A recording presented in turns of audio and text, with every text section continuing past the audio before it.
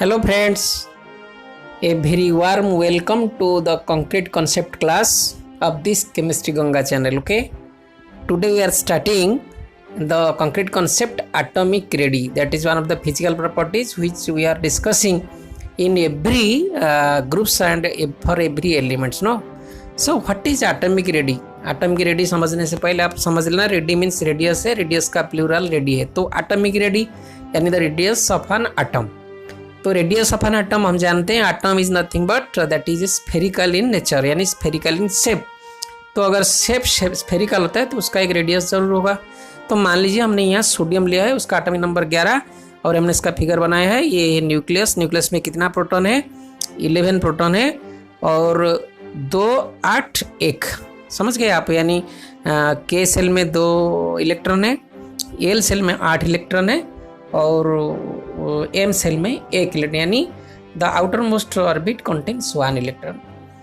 आपको ये याद रखना पड़ेगा, एटम की रेडी का मतलब क्या है? The distance between the centre of the nucleus to the outer most orbit, समझ गए आप, और the outer part of the outer most orbit. यानी ये अगर आउटर मोस्ट ऑर्बिट हो गया, इसका जो आउटर पार्ट है, इससे अगर हम डिस्टेंस सेंटर तक ले लेंगे इसका न्यूक्लियस का, that is known as atomic radii. तो हमने ये ऐसे क्यों बोला?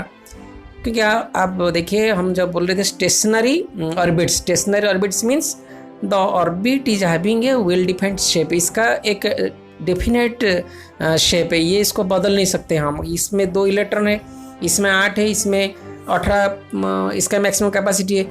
तो इनका जो शेप है दैट इज कांस्टेंट। ये 8 मीन्स अगर 8 इसमें घूमते हैं तो उसका जो चौड़ा, या अगर हम ऑर्बिटल के केस में लेंगे दैट इज 3D, उसका जितना ही शेप होगा, जितना ही वॉल्यूम और एरिया होगा, अगर 2D ले जितना एरिया होगा, अगर 3D ले जितना वॉल्यूम होगा, दैट इज कांस्टेंट। आप ये this is you have to remember. यानी के सेल का if we are considering in terms of orbit, that is a path, so the width of the path is constant. अगर हम orbital के हिसाब से लें तो दैट इज इन 3D, सो उसका वॉल्यूम विल बी कांस्टेंट। आप समझ गए? वैसे ही एल का है और एम का है। एल में अगर 1 इलेक्ट्रॉन लें तो उसी रास्ते पे वो घूमता है, वो रास्ता का चौड़ा घटता नहीं, बढ़ता नहीं। विद इन दैट पाथ और within that 3D path the electrons are revolving. 1 हो चाहे 2 3 हो, लेकिन उसमें maximum 8 electrons can travel in L shell. वैसे ही जब के सेल के we are discussing in K shell, only 2 electrons can travel. अगर 1 इलेक्ट्रॉन होगा उसमें ही ट्रैवल करेगा, उसी रास्ते में। अगर 2 होगा तो उसी रास्ते में घूमेगा, लेकिन 2 से ज़्यादा नहीं घूम सकता है, because that path is only limited for 2 electron. समझ गए? वैसे ही हम एम सेल के जब बात करते हैं, इट्स कैपेसिटी इज 18। अगर 18 घूमेंगे, जितने रास्ते में घूमेंगे, 1 इलेक्ट्रॉन घूमेंगे उतने रास्ते में घूमेंगे, 2 इलेक्ट्रॉन उतने ही रास्ते में घूमेंगे। समझ गए आप? You have to remember this.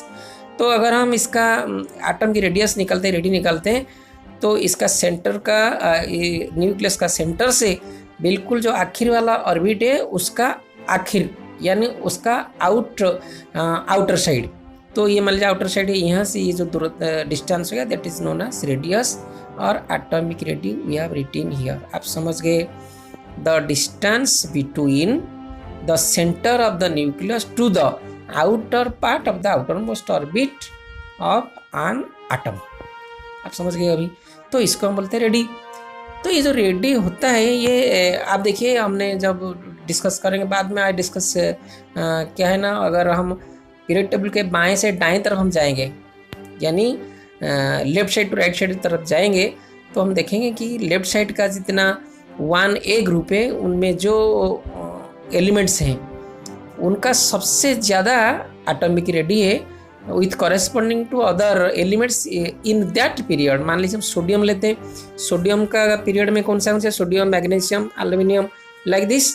तो उसमें सबसे सोडियम का एटॉमिक रेडी ज़्यादा है। उसके बाद क्या होता है? Atomic radii that is gradually decreasing to the last element of that period. आप समझ गए ये क्यों होता है?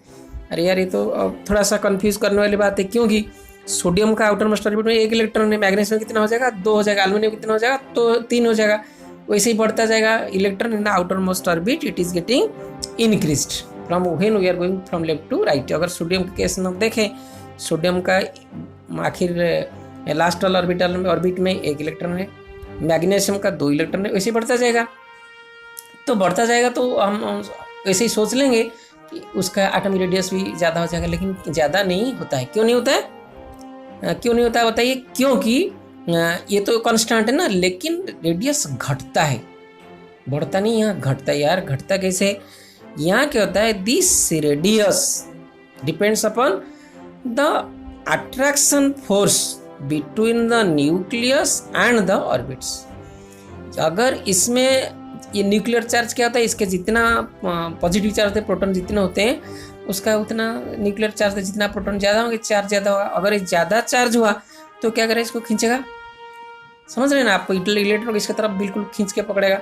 तो आप देखिए अब क्या होता है। अभी मान लीजिए हम इस सोडियम का पीरियड का बात करते हैं। सोडियम का पहला एलिमेंट 11, तो 2 8 1, यानी इसका आउटर मोस्ट ऑर्बिट में कितना है, 1 इलेक्ट्रॉन, और इसके बीच में कितना, 8 इलेक्ट्रॉन है, और उसके बाद 2 इलेक्ट्रॉन है, फिर बीच में न्यूक्लियस है। तो जैसे ही हम उसी लाइन पे जाएंगे, उसी पीरियड पे जाएंगे दाहिने तरफ, तो यहाँ क्या होता है, इलेक्ट्रॉन बढ़ता जाता है। नंबर ऑफ इलेक्ट्रॉन्स क्या होता है, बढ़ता जाता है। उसके साथ साथ नंबर ऑफ प्रोटॉन्स भी बढ़ता जाता है। आप समझ रहे हैं ना, नंबर ऑफ प्रोटॉन्स भी बढ़ता जाता है। तो प्रोटॉन जब बढ़ता है, यहाँ न्यूक्लियर चार्ज बढ़ता है, लेकिन इसका जो विड्थ सेम है, लेकिन इसका क्या होगा ना, इसका चार्ज क्या करेगा, it will attract the orbit towards it. इसका चार्ज बढ़ता जाएगा, लेकिन इसका कैपेसिटी कितना है, 18 है, लेकिन ये बढ़ता जा रहा है। उसमें 1 हो, 2 हो, 3 हो, 4 हो, 5 हो, 6 हो, जो भी हो, लेकिन क्या होता है ना, इसका है अभी कितना है, इसके बीच में 11 प्रोटॉन है। मैग्नीशियम कितना, 12, एल्यूमिनियम कितना, 13, इसे क्लोरीन का कितना, 17। समझे ना, 17 इलेक्ट्रॉन हो गया, तो एक प्रोटॉन हो गया, 17 प्रोटॉन हो गया। तो आप देखिए यहाँ 11 में जितना न्यूक्लियर चार्ज होगा, क्लोरीन का केस में कितना हो जाएगा, बहुत ज़्यादा हो जाएगा न्यूक्लियर चार्ज। आप समझ गए? लेकिन जो आखिर वाला इलेक्ट्रॉन यानी आखिर वाला सेल वही है एम सेल, ये भी एम सेल है, और this is also M shell. आप समझ गए ना? ये एम सेल में इलेक्ट्रॉन, नंबर ऑफ इलेक्ट्रॉन से ज़्यादा हुआ है, लेकिन width of the shell is same.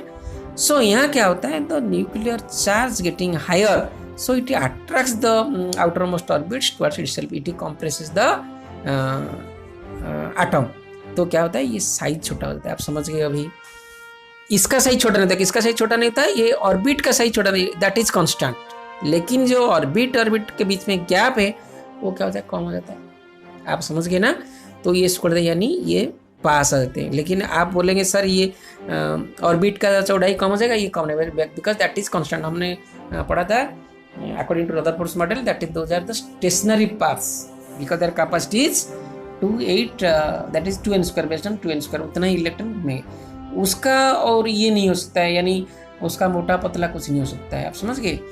क्या होता है, जब इसका चार्ज बढ़ता है, इसका न्यूक्लियर चार्ज बढ़ता है इन टर्म्स ऑफ पॉजिटिव चार्जेस, तो क्या करता है, जो इलेक्ट्रॉन्स को या जो सेल को अपने ओर खींचते हैं, ऑर्बिट को अपने ओर खींचते हैं, सेल को अपने ओर खींचते हैं, तो क्या होता है, उसका रेडियस घट जाता है।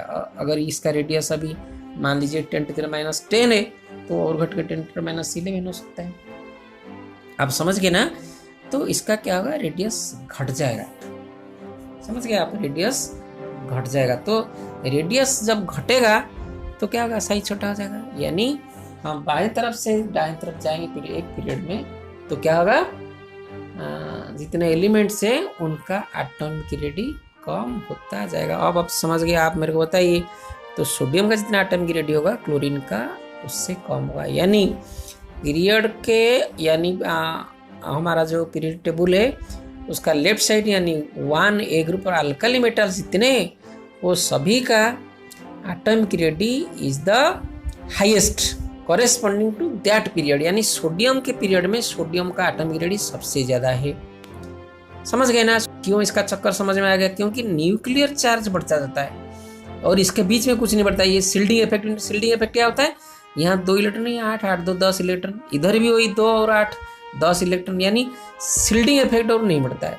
Shielding effect remains constant but the nuclear charge getting increased. आप ये बिल्कुल ध्यान रखना, in a period shielding effect whereas remains constant, the nuclear charge is getting increased gradually from left to right। आप समझ गए? सोडियम में जितना न्यूक्लियर चार्ज, मैग्नीशियम उससे ज़्यादा, एल्यूमिनियम उससे ज़्यादा, वैसे ही बढ़ता जाता है। जब जैसे ही न्यूक्लियर चार्ज बढ़ता है तो क्या करेगा, द फोर्स ऑफ अट्रैक्शन, और it will attract all the orbits और outermost orbits towards itself. तो उसको उसके बगल में थोड़ा खींचेगा तो क्या होगा ना, साइज धीरे धीरे छोटा हो जाएगा, यानी atomic ready will be gradually decrease. अब आप समझ गए, हमने यहाँ सोडियम ले रखा है, यहाँ क्लोरीन ले रखा है। सोडियम का वही 2 8 1, यहाँ 2 8 7, जो न्यूक्लियस और इसके बीच में 8 10 इलेक्ट्रॉन, इसका भी 8 10 इलेक्ट्रॉन, यानी स्क्रीनिंग इफेक्ट जो देता है, यहाँ 10 इलेक्ट्रॉन देता है और यहाँ भी 10 इलेक्ट्रॉन देता है। ये जो पाथ है हमारा stationary path, that is orbit, इनका चौड़ाई या इनका वॉल्यूम घटता नहीं बढ़ता नहीं, इनका that is constant. We have studied stationary paths, समझ गए ना। तो इसका जो क्या करता है, that force of attraction it compresses the atom. तो क्या होता है, एटम इससे रेडियस घट जाता है। 2 वजह है। पहला वजह क्या है, the increase in nuclear charge. Second is the shielding effect remains constant through out the period. आप समझ गए। अगर आपने एटॉमिक रेडी समझ गए तो फिजिकल प्रॉपर्टीज में हम एटॉमिक रेडी लिखेंगे, आप अपने आप लिख सकते हैं कौन सा पीरियड का वो कौन सा एलिमेंट है, उसका ज़्यादा होगा कम होगा, कंपेयर करके लिख सकते हैं कि ज़्यादा होगा कम होगा। आप समझ गए। अगर बाकी ये कॉन्सेप्ट आपको अच्छा लगा, you got clear, you got the concrete knowledge about this, तो आप ज़रूर अपने दोस्तों को बताइए, अपने क्लासमेट्स को बताइए और इसको शेयर कीजिए। Okay, thank you.